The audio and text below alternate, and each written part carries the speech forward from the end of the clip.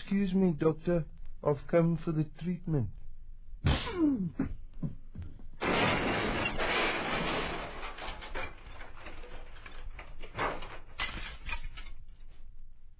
The SABC presents The Secrets of Cordon Bleu. It's a lovely restaurant, this. Such a lovely table. This is where I phoned in advance. Oh, yes. What is the name of this place? The window box. Oh, yes. Yes, I remember one. I think it was my son-in-law who told me about this. Very kind of you, Doctor. Really it is. I must tell Esme about this little spot. Ah, yes. And, well, we've got a lovely view of the street from here. Are you quite comfortable, Miss? Oh, yes, no, I'm quite all right. Thank you very much, yes.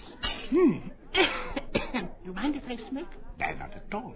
You can go up in flames if you like. Hello, yes. The menu, please.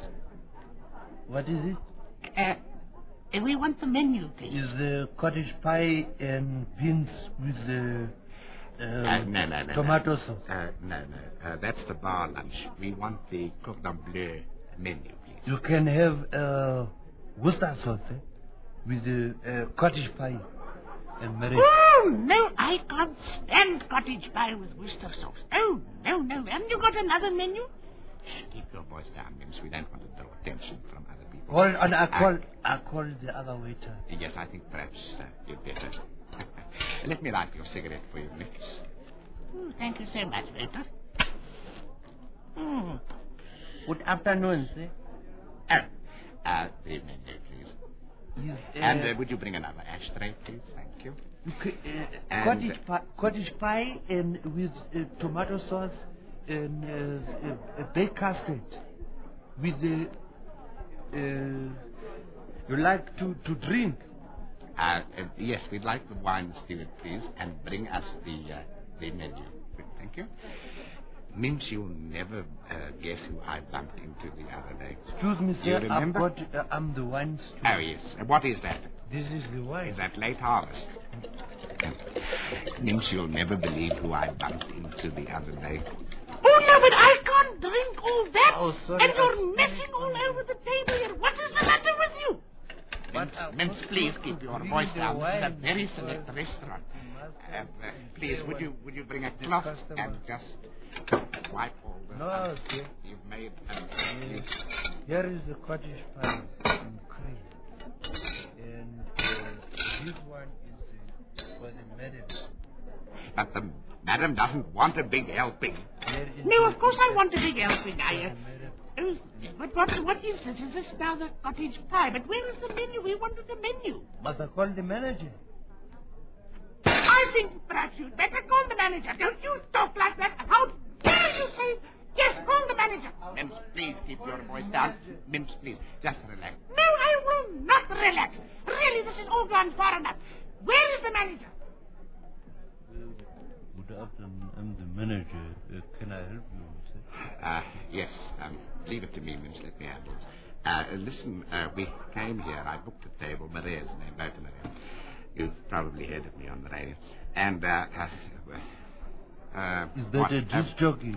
We asked for the menu, and we never got the menu. We asked for wine, the wine steward, and... the wine. Now, they came along and... Let me explain, sir. They We gave give us... the wine straight away is a compliment of the house. But...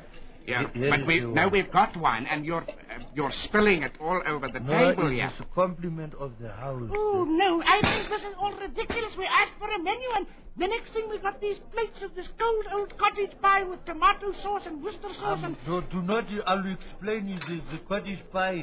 There is one cottage pie. Don't you bang my plate up and down like that. I'll tell you. Mess around like this, the cottage pie. I will not tell Esme about this restaurant. It's too disgraceful and too despicable and too horrible and too awful for what? It's fresh today. You want merit with your food. One miracle of wine. All we want is a menu that we can select what we want to eat from, and we want a wine steward that will give us a wine left, and we... Right. I must have one of my tablets immediately. I think I am going to have a seizure right here and now. I'm going... Oh, no, Walter, please. Oh, you're looking terribly flushed. No, Walter, just relax, please. Open the window for Mr. Murray. Walter, are you all right? Yes, I'm all right. I'll just have one of my blood pressure pills. I'll be quite all right. Right, sir. And I'll have one of my I'll go tranquilizers. to call In fact, him I'll have and 6 of them. I'll go to call him. He will bring the medic. And now it's time for another in the series of Thoughts in My Diary, written by J.J. Fallour. The other day, while staring dreamily at the white liquid in those regimental glass containers, my mind was transported back years to the days when car spotting was a most popular pastime. A sometimes listless farmer would temporarily leave his daily chores and make his way casually through the Lucerne fields to the national road. His honest blue eyes gazing earnestly at the S-bend that cut symmetrically through the veld ahead of him, he waited patiently for the 25-second experience that had become his own personal nirvana.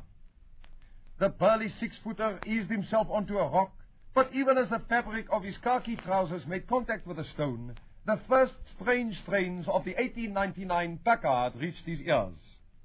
As the incredible contraption moved into view, the farmer rose with widened eyes, the better to adjust to the march of time. As the strange phenomenon approached his position, the farmer gave the thumbs-up sign of all go. The pilot of the automobile, responding quickly, drew up alongside the astounded farmer to discuss topical events and petrol rationing. Before long, the two South Africans had become firm friends, and the pilot of the automobile had offered the farmer a ride. And so, Willem ter Blanche became one of South Africa's first hitchhikers.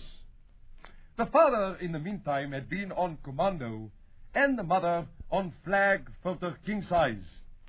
Just one more example of how South Africans kept up with current trends, even in the lonely veld near the town of Hendrina. Goeiemorning.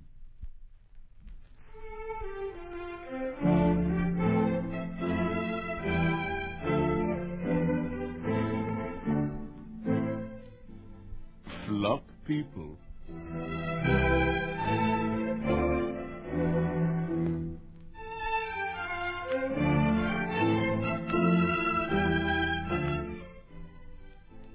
And this is Colin Jubilee reporting. This evening with us in the studio, When do I start? just a moment, the winner of the Johannesburg City Council's annual award for the greatest failure. We have Mr. Jeremy van der Daar. That is the name. Yeah. Well, good evening and welcome to Flop People.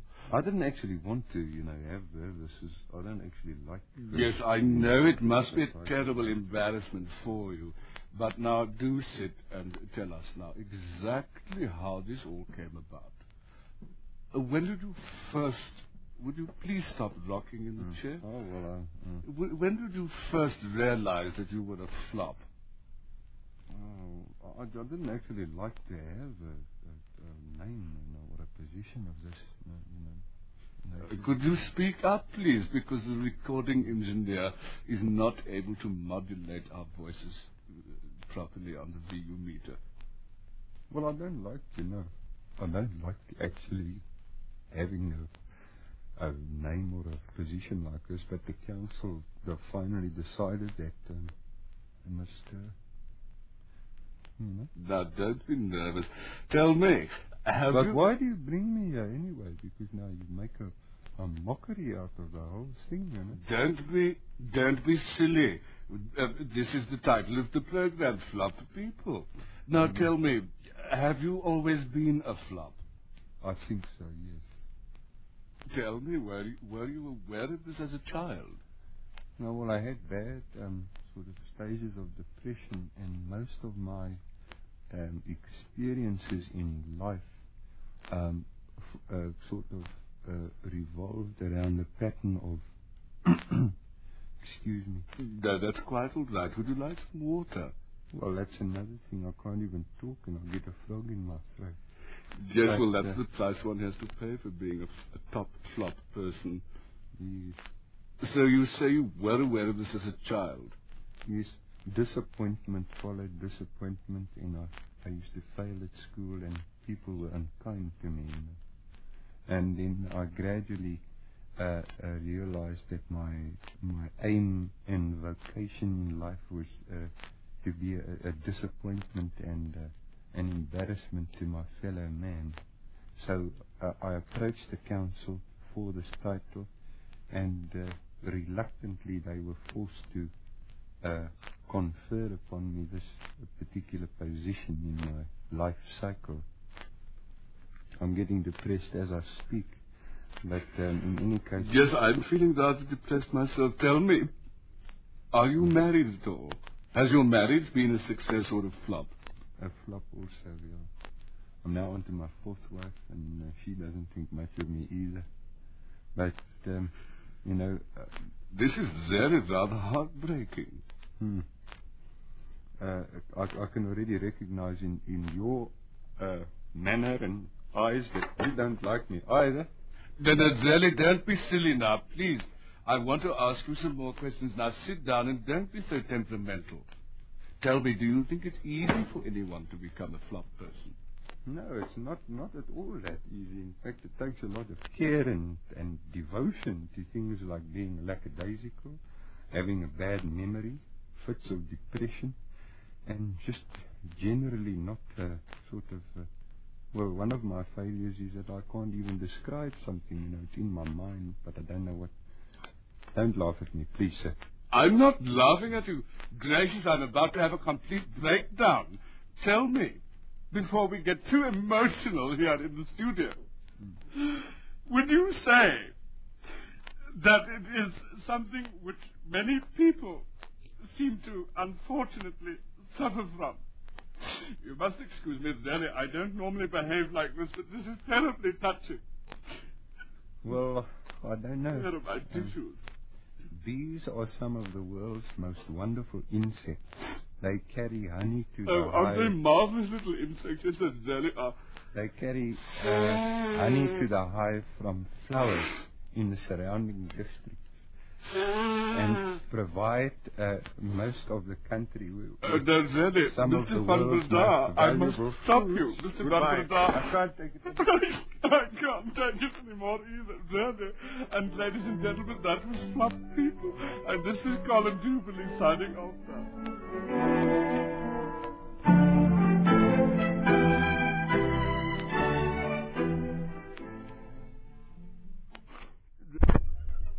Acme Car Sales, Elof Street.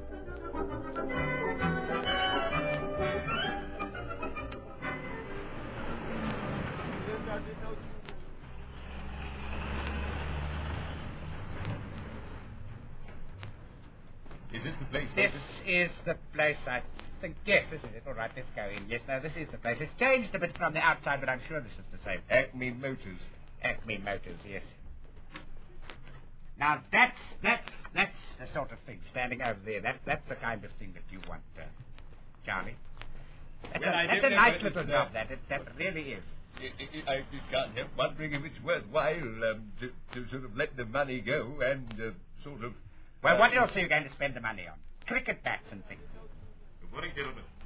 Good morning. Yes, no, we're just admiring this little car over here. My friend here, this Mr. Charles Taylor. She's a beauty. Hop inside and see what you feel. She's an absolute beauty, sir. Yes, get in here, Charles. Well, I don't know. Isn't that a bit... The seats are a bit torn, aren't they, Voter? No, well, look, that's just a small thing, Charles. Don't be too fussy. I mean, look at it's going for a good price. I tell you, sir, you've got I don't want to oversell or do anything like that, but not only have you got a bargain, sir, I promise you won't find another car like this in probably about 30 to 40 years. Now, look, $450. What about a special price for Mr. Teller? I mean, $450 is a bit... I'll tell you what, sir, let's not discuss price now. You know, we are a quality business, sir, and discounts, we just can't help on, sir. We're proud of our reputation. We don't give discounts, but then our cars are not... broken the rear view mirror, yeah, I'm sorry, it just... Oh, but it was stuck up here with chewing gum. Now, that must be a mistake, sir. Yes, no, well, that will have to be replaced, obviously. I mean, that goes without saying. I think I know why that happened, sir. That was a reject that was sent out from the factory, you know, so we got a PL order on that, and that's probably why that was stuck up there in the first place. Oh, I see. Now, what is the model of this? Now, how can we accept this? chewing gum in the No, middle. no, you leave it to me, Charlie. Leave it to But me. I'll get the price down for you. This is what is this? This is a 62, isn't it? Just let me check up, sir. I know whatever it is, she's a beauty either way. It's going for a real bargain, so you won't find something like this again from 30 to 40 years, you know. Here we are. It's a 58, I believe. Now tell me why has the gear lever little knob thing on top come off in my hand here? Why don't you start it up, sir, and feel this? No, well, can you put this gear lever knob back on? I see it sort of screws back on. That's just a basic... it probably wasn't screwed properly, yes. Very nice. Well, Charlie, do you want to take it for a little spin? All right, after all, since you're the man who's... Well, I don't know, really. I haven't seen a car like this. It seems I just don't know. It seems Come like on, Charlie, come load of old junk. Charlie, come in. Get in here behind the wheel. Get in here and just take us for a spin. Right. May I start it up, please, Sonny? Oh, gracious. Yes, just go in. Can you see all right there? Because your Right, I'll start her up. seems to be sagging terribly.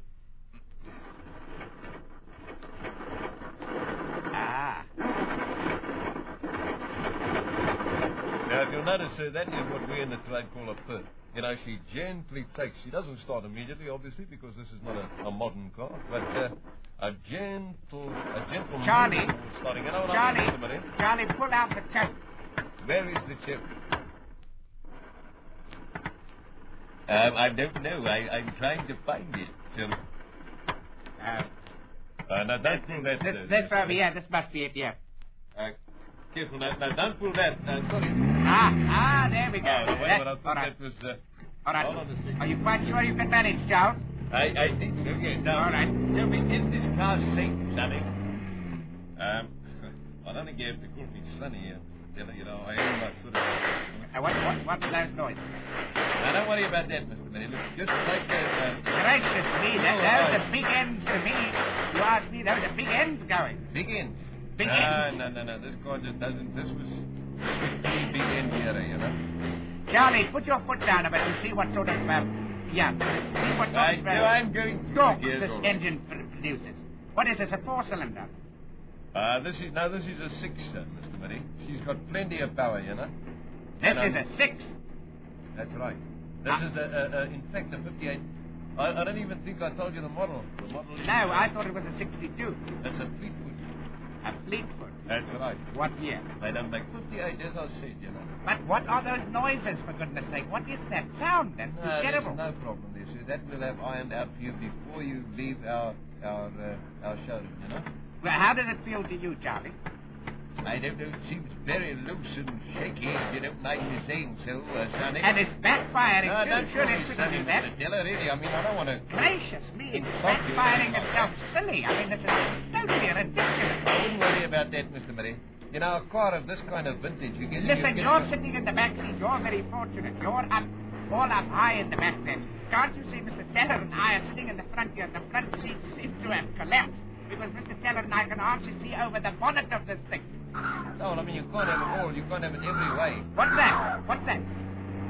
What was that? I didn't hear anything. But that sounds like something is scraping against the mudguard or something, or the differential is about to pull up. No. Side shaft, that's what it must be. Side shaft. No, you won't get side shaft problems in a car of this vintage at all. But there's something very wrong with this as far as Charles, I think... I don't know. Hold on a second, Motor. I'm going to take her on the motorway.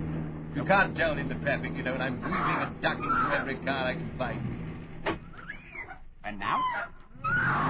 Then I'm just pulling up on the side. But all that noise, I mean, that noise is ridiculous. Don't worry, take it out on the motorway, Mr. Diller, then you'll really see how this car goes.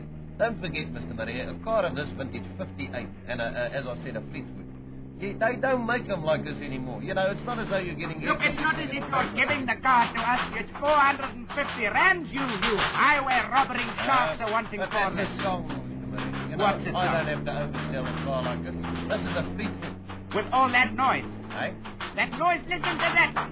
It sounds to me like the whole thing is busy breaking up or something. No way. And look at all the smoke coming here through the floorboards. That's Mr. not Murray. right. You're getting unnecessarily excited about a car like this. It's got leather seats, you know.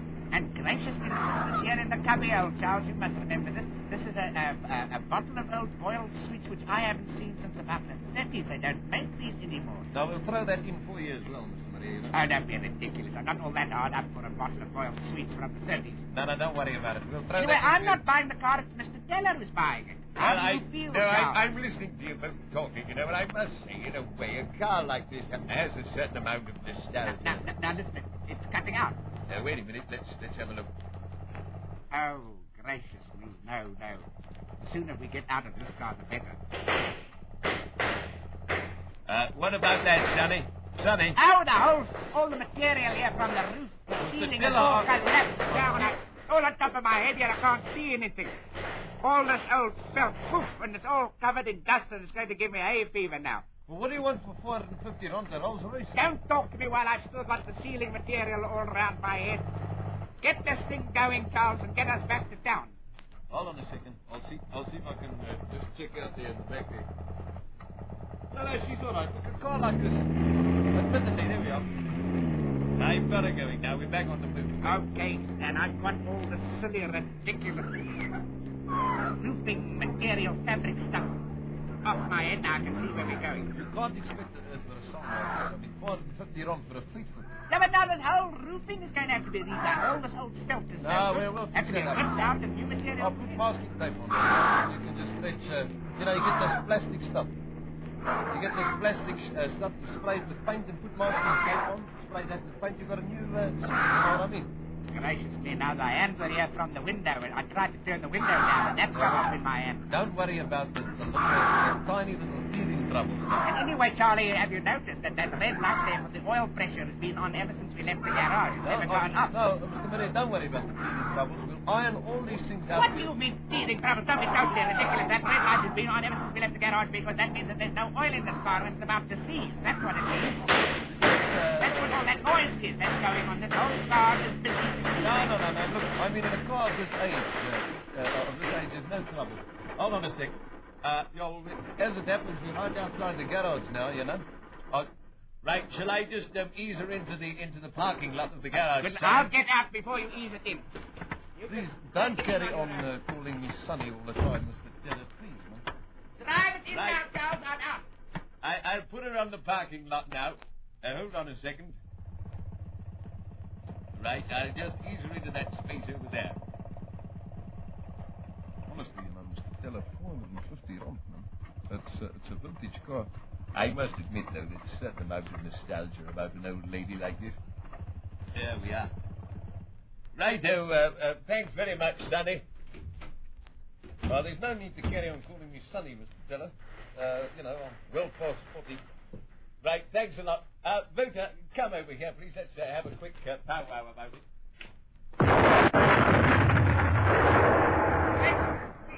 it. Basically just a bit of overheating, Mr. Teller, that's all. A creature was creaturing gaily. In the waters at Ripley he swam. Well, he gurgled and dived and he snorkeled. He was quite clearly king of the dam. That's a D-A-M, not a D-A-M-N. I don't want to get censored. A vehicle streamlined and stately Started scattering Cootie and Ducky. So the creature said, Dad, I'll return to my pad. That's a Porter's batterproof Bucky. It's amphibian, you see. Porter's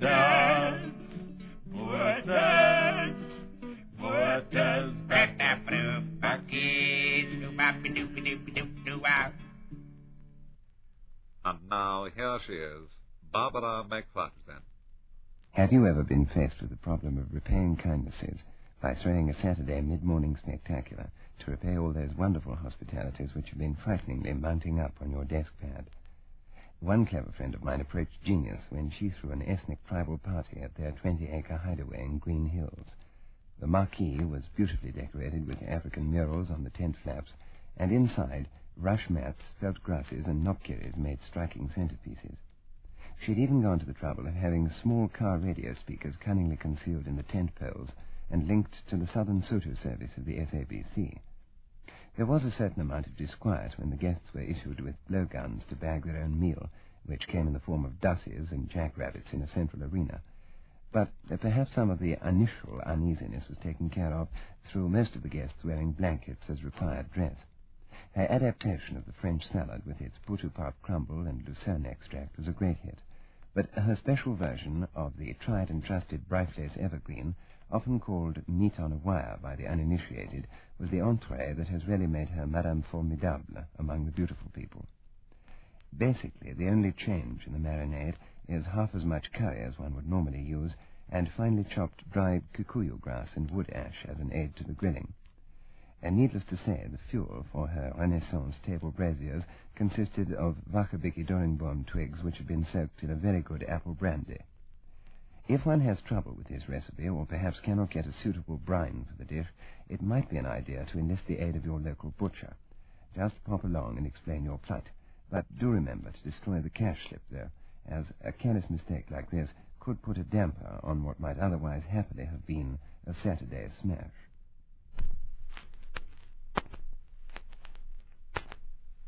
We present the first in a new series titled Let's Speak Portuguese. Such has been the popularity of these programs that we now bring you 3 lessons in one program. Lesson 1. Potatoes, peas, beans, tomatoes. Lesson 2. Mangoes, peaches, papayas, and pawpaws. Lesson 3. Plums, melons, kumquats, bananas. Our next in the series, Let's Speak Portuguese, will be broadcast in 5 weeks' time. Come in. Excuse me, Mr. Forsler, the manuscripts have arrived to your attention. Oh, yes, thanks very much. Pleasure, don't mess with it. What page is it? It's page 1047. Right, thank you very much. My pleasure, sir. All right, let's see, 1047, huh? Here it is. It's marked out for me. To be or not to be, that is the question. Whether it is noble in the mind to suffer the slings and arrows of violence, huh? All right. Of outrageous fortune or to take arms.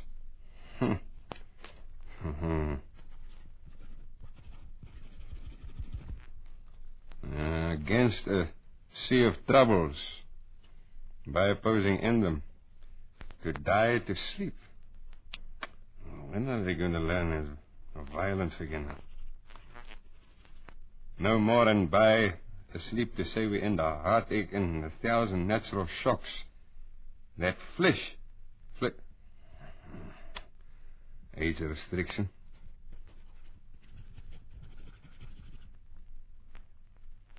It is a consummation. Mr. Orchard? Mr. Orchard? Yes? Come through, please. I was waiting in the passage. I thought you might need me. Consummation, yes. Yes? What is that? Consummation. Go through to... consummation. It's a soup. Just go through and check on that, please, will you? With Mr. Nell. All right? But it's a cold soup. No, I'd like a double check on that, please. Yes. Thank you. To die, to sleep, a chance to dream. Hey, there's the rub. The rub? I wonder if that is now a body rub. Oh, it could be commercial.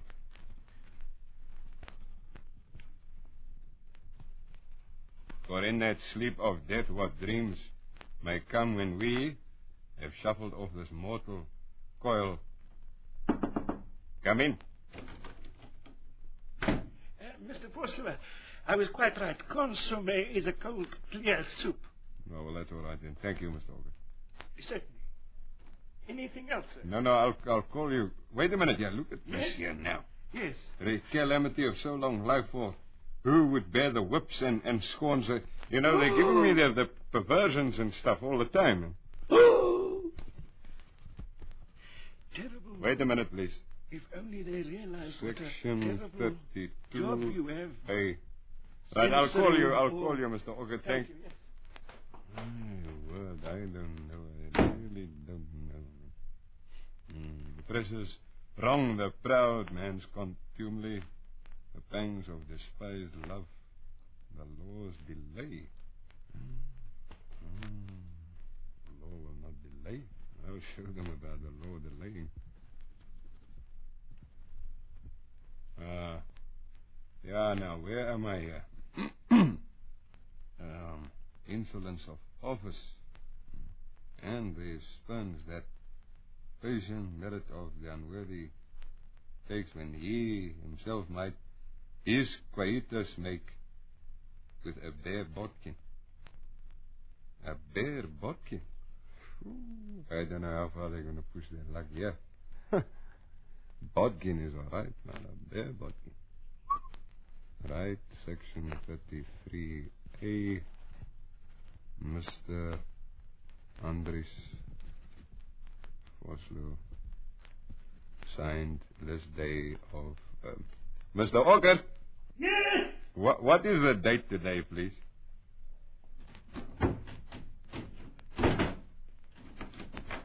Oh, coming through all those security doors is quite a... I'm sorry, what? What is the date today, please? 7th. 8th. The 8th? Yes. Of March, eh? That's right, 1973. Ides of March. Yeah, it's 73. You know what happens to the hairs at this time of the year. Yeah, well, that's another story. It reminds me, I must bring you the Lewis Carroll book for review. Yeah, please don't forget that. And there is a lot in that book that should be taken out. In any case, Mr. Orchid, I'd wonder if you'd mind taking these down to the cinema down the road, please. The manager knows my name. Taking what? This report, yeah, that I've written out from this book. The manager knows me there. Yes. Thanks very much, Mr. Orchid.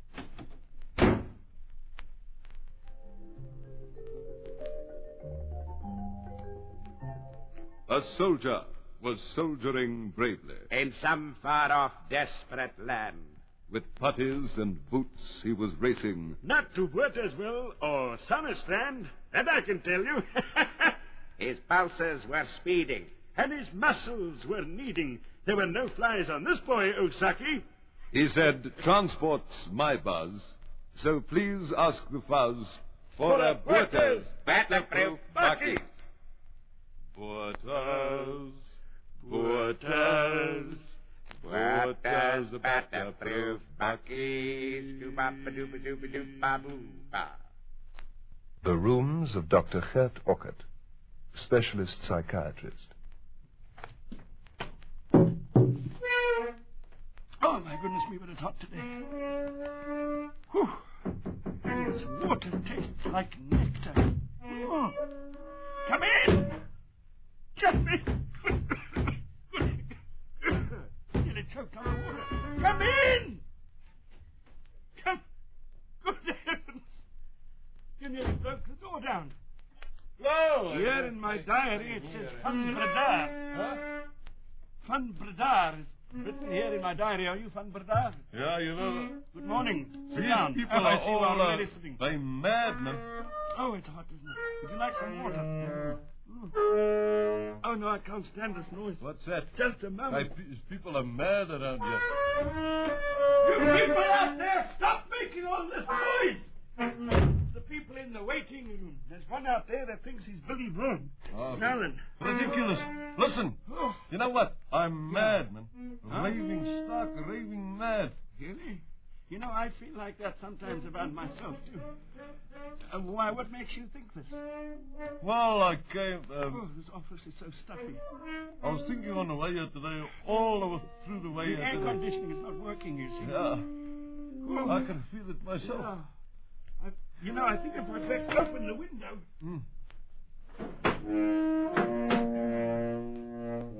Yes, no. Where do you come from, Mr. Van der Daar? Is it Blackman, is it, according to what I've got in my diary? Blackman. Yeah, I'm mad, What... I see you're carrying a guitar. Do you play the guitar? No, I just carry it, but I'm mad. You know? Yes, but do you play it? What? No, but I mean, can't you... Oh, listen to that Billy Vaughan out there in the waiting room again. Can't you play tunes and melodies? I mean, don't you take the guitar seriously? No, I don't mind if I don't take it seriously. I'm just mad. I'll come see you about that. I see, yes. Well, now, first of all, tell me, why do you think this? Well, I can explain. I can explain why I'm mad. Mm-hmm. One day I just sat down in the. Yes. I've got lots of memory. Yeah. And I went mad. Uh-huh. You know. How long ago was this? For about 4 years ago. Oh yes. And do you like these little sweets with the red stripes on them? You have one. They're really nice. Do you like them?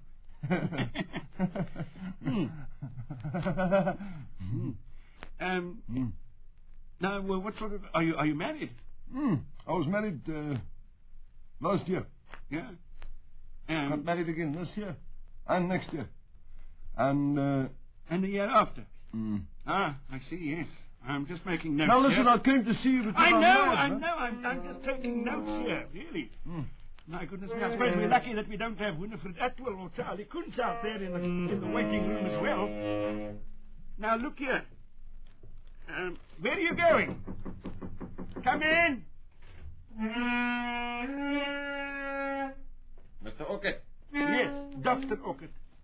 Yeah, well, listen, they, do you want me to... What must I do about all those loonies out there in the waiting room? Hey? Well, please take the saxophone away from the one. Please, really. Otherwise, you know this ledge outside my window here, I'm going to go and stand there and close the window, and I'm going to just be quiet and on my own for a while.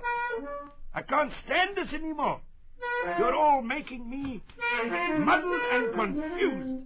Go and take his saxophone away immediately. Can't you see I'm busy here with Mr. Funverdau? Mr. Funverdau, will you come back, please, from the cupboard?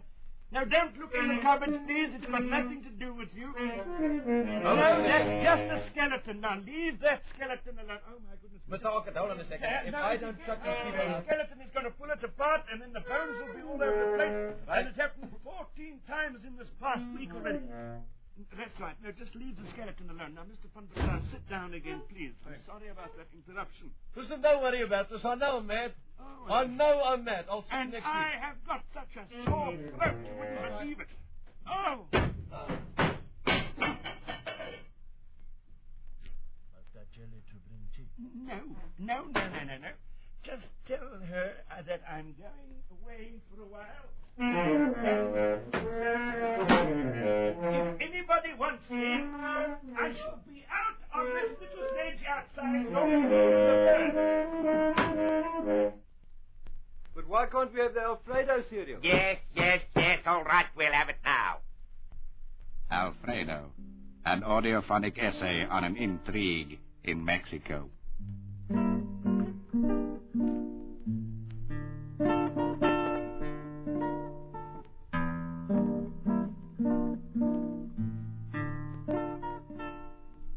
Gert and I waited breathlessly for the huge door to open.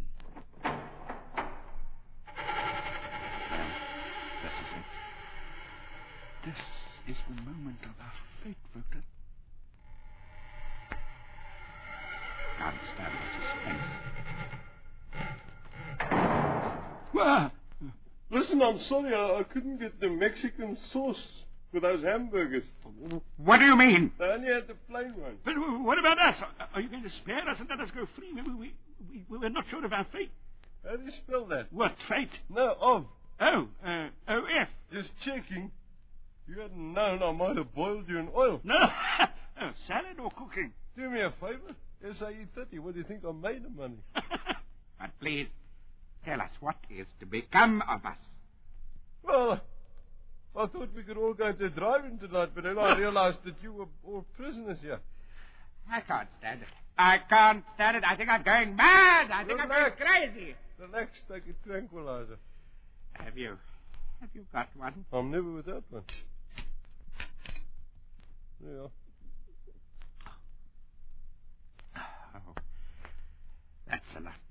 That's £3.67. Oh, yeah, you are. So. You're really sort of quite organized around here, aren't you? Not really. I'm running short of 65 gauge wire, you know, and I also need some metric spanners. What for? I'm busy on a project. What sort of a project? You asked too many questions. Gonzalez! Senor! Activate the special electronic lever. Si, senor!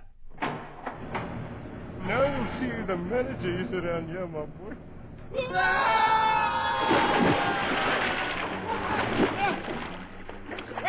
Swim for your life, sir!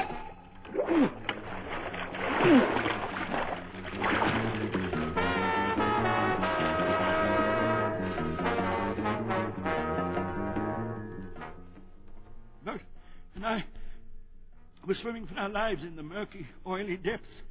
Desperately, we tried as hard as we could to grab hold of the side.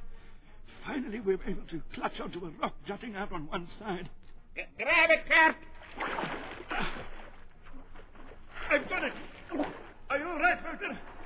I've never felt better in my life. I love swimming in oily, underground rivers, you know. Something I've never told anybody. Wait a minute! Look there, Walter! What? Yes, goes into the underground river wall. I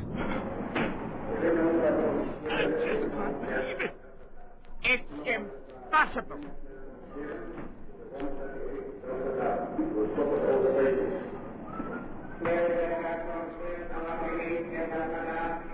Mr. Murray! My gracious heavens, Philemon, your game is quite a start. What are you doing here?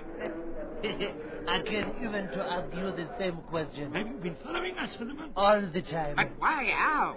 You forgetting your change for the parking meter in the first episode. Yes, but now, what's the point of all this? And what's this railway station? Ah! Oh, no, it's him. Where you are. Oh, no, it's him. It's him, the manager. I'll teach you to, we must get away. meddle with things you don't understand. Oh, my gracious, no. Don't worry, sir. I've got a plan. What sort of a plan? I've got it here somewhere. I think it's... Quickly, Philemon. But it looked as though it was going to be too late. The man known only as the manager was advancing upon us, and it didn't seem as though Philemon would get his plan ready in time. All we could do was hope and pray. I fed 300 pesos into the cigarette machine, while Walter cried quietly. It was all too much. This... Alfredo, a Mexican mission in the Badlands of San Hernando.